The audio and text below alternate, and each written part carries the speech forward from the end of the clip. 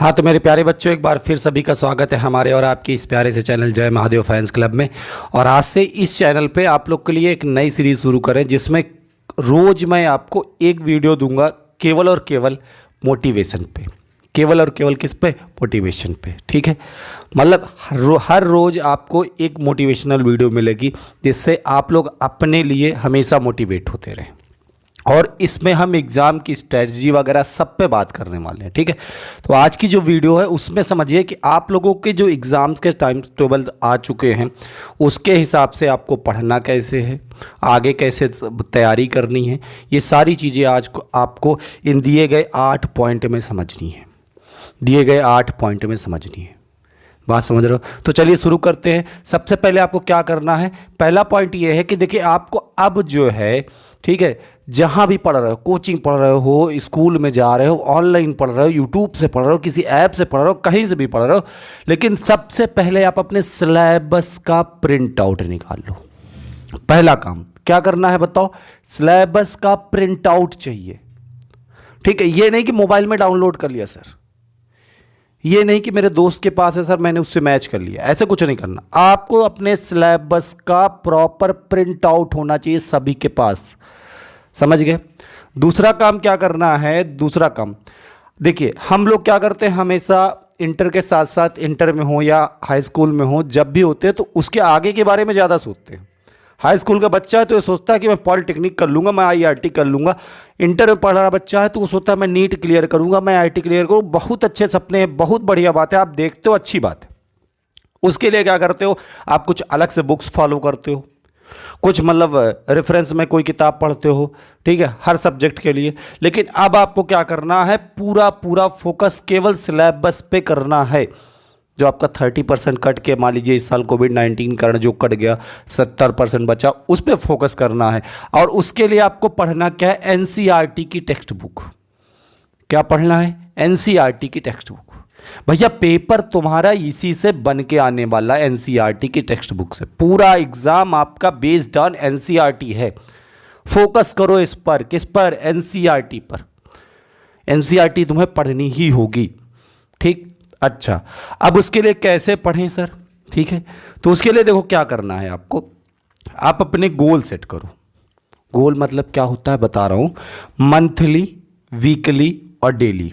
ठीक है, मंथली में देखो कभी कभी बहुत लापरवाही कर दो तुम, सर मैंने पिछले महीने नहीं पढ़ा लेकिन इस महीने पढ़ूंगा, और इस महीने में कितने दिन पढ़ूंगा, इसके लिए क्या इलाज है? इसके लिए आप वीकली सेट करो। आप सोचो मैं पिछले हफ्ते कितना पढ़ा था, इस हफ्ते मुझे इतना पढ़ना है। उसके बाद आप डेली गोल सेट कर लो। आप अपने सामने क्या करो, मैं बता रहा हूँ, देखो समझो, अपने सामने एक कैलेंडर रख लो, ऐसे कैलेंडर रख लो, ठीक है, और जिस दिन नहीं पढ़ा उस दिन वाली डेट पे ऐसे क्रॉस मार दो। आपको समझ में आ जाएगा कि मैंने इस हफ्ते के कितने दिन बर्बाद किए। ठीक है, और कैलेंडर अपने सामने रखो, जहाँ सोते हो, जहाँ पढ़ते हो। ठीक है, आप क्या करो, बस यही काम करना शुरू कर दो कि जो कैलेंडर है, कैलेंडर की जिस दिन आपने नहीं पढ़ा, जिस तारीख को आपने नहीं पढ़ा, उस तारीख को आप ऐसे क्रॉस करो, वो दिन आपने बर्बाद किया है। हफ्ते के 4 दिन ऐसे होंगे जिन्हें आपने क्रॉस लगा दिया, तो आपको देख करके खुद समझ में आएगा मैं क्या कर रहा हूँ।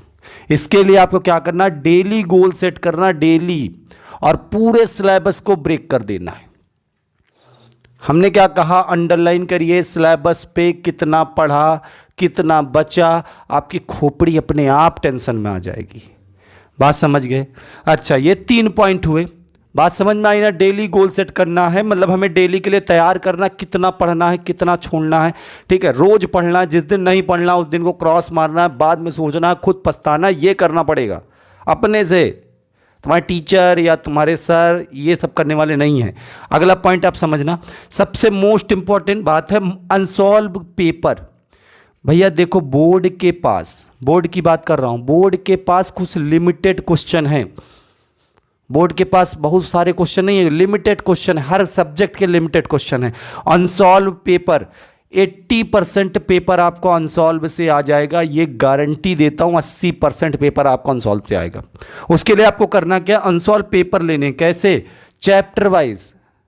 ऐसे नहीं लेना है कि मतलब वो पेपर जो दिया है 2014 से लेकर 2020 तक का 6 साल का पेपर, ऐसे नहीं पढ़ना है। चैप्टर वाइज अनसॉल्व पेपर ले लो। इसके अगर देखो कारण क्या है, जैसे हम फिजिक्स पढ़ाते हैं, हमारे फिजिक्स से समझ लो, अब कोई बच्चा करंट इलेक्ट्रिसिटी पढ़ रखा है, मैग्नेट पढ़ रखा है, ऑप्टिक्स नहीं पढ़ रखा है, ठीक है, न्यूक्लियाई पढ़ रखा है, तो जो पढ़ रखा है उस चैप्टर के अनसॉल्व लगा डालो। इससे क्या होगा, तुम्हारे अंदर एक खुद का जो है कॉन्फिडेंस आएगा, खुद का कॉन्फिडेंस आएगा और आप चीज़ों को और अच्छे से कर लोगे। चैप्टर वाइज अनसॉल्व पेपर लो और उसको शुरू से पढ़ना स्टार्ट करो। 100% आपको क्लियर करना एग्जाम के पहले पहले। अच्छा, उसके बाद 5वें पॉइंट पे आते हैं। 5वां पॉइंट है अपने खुद के बनाए नोट्स से पढ़ना है।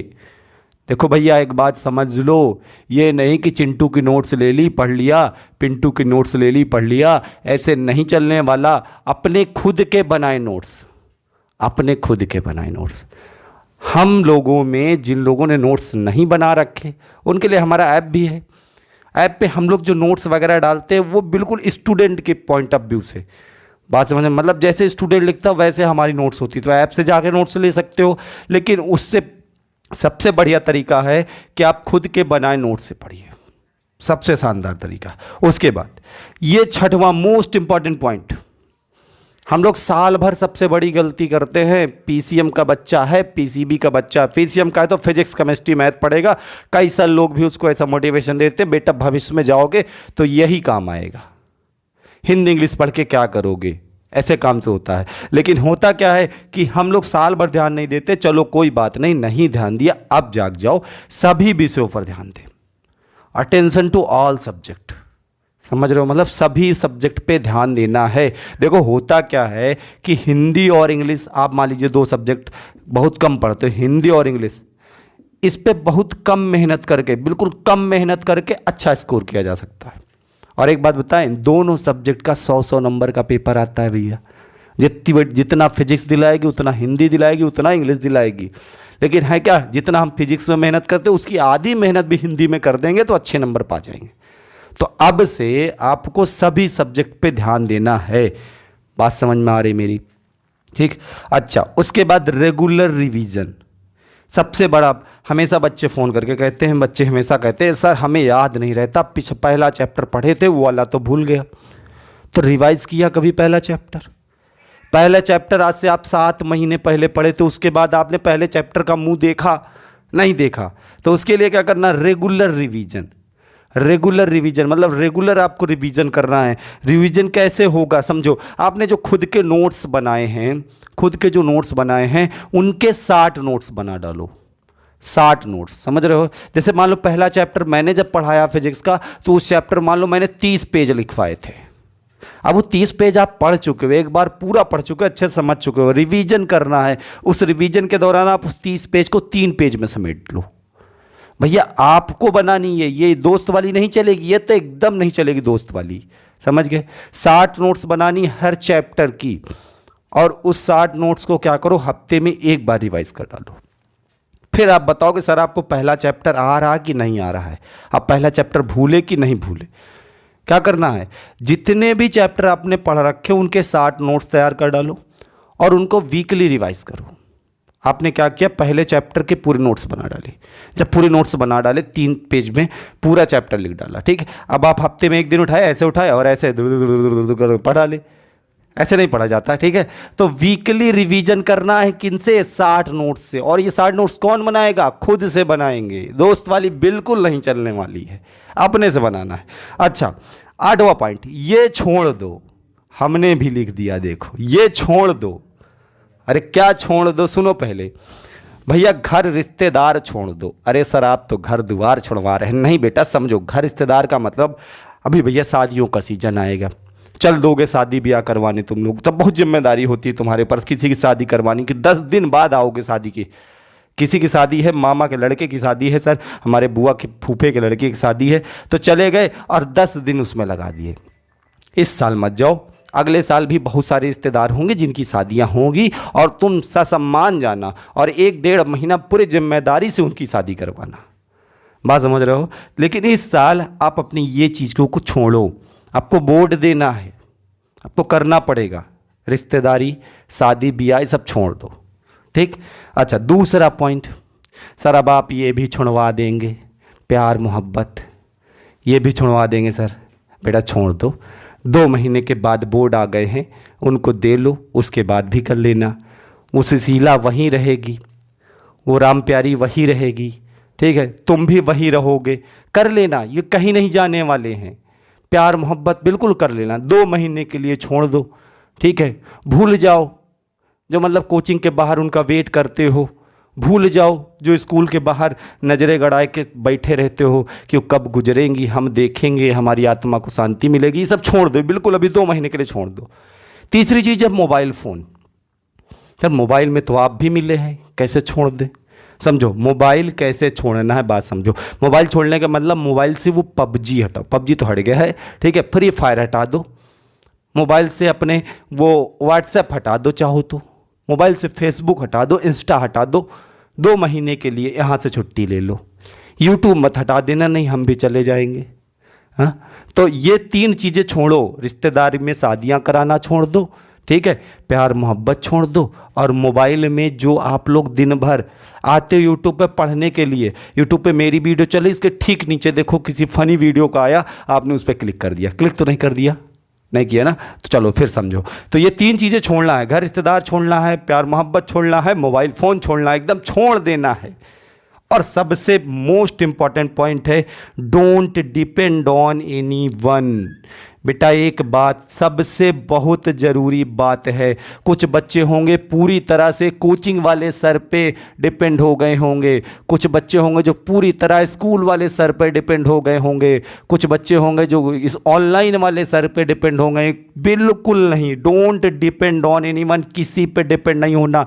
आपके पास सिलेबस है, आपके पास सिलेबस का प्रिंट आउट है और उसमें आपने अंडरलाइन किया, इतना पढ़ा इतना बचा, तो आपकी जिम्मेदारी है कि जहाँ से भी बचा हुआ जो पढ़ाएगा मैं पढ़ लूँगा, जहाँ से भी बचा हुआ जो पढ़ाएगा मैं पढ़ लूँगा।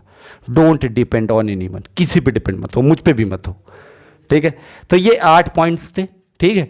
और आपको इस चैनल पे रोज़ एक मोटिवेशनल वीडियो मिलेगी जो आपके एग्ज़ाम के लिए, आपके भविष्य के लिए मुझसे जितना हो सकेगा मैं आपको मोटिवेट करूंगा अपने टीचिंग एक्सपीरियंस से, ठीक है। और इतने दिन तुम लोगों के बीच रहते रहते जो कुछ सीखा उससे रोज़ आपको एक मोटिवेशन देने की कोशिश करूंगा। चैनल को सब्सक्राइब करें, ज़्यादा से ज़्यादा वीडियो को शेयर करें। फिर मिलते हैं अगली वीडियो में, तब तक सबसे बाय बाय, टेक केयर।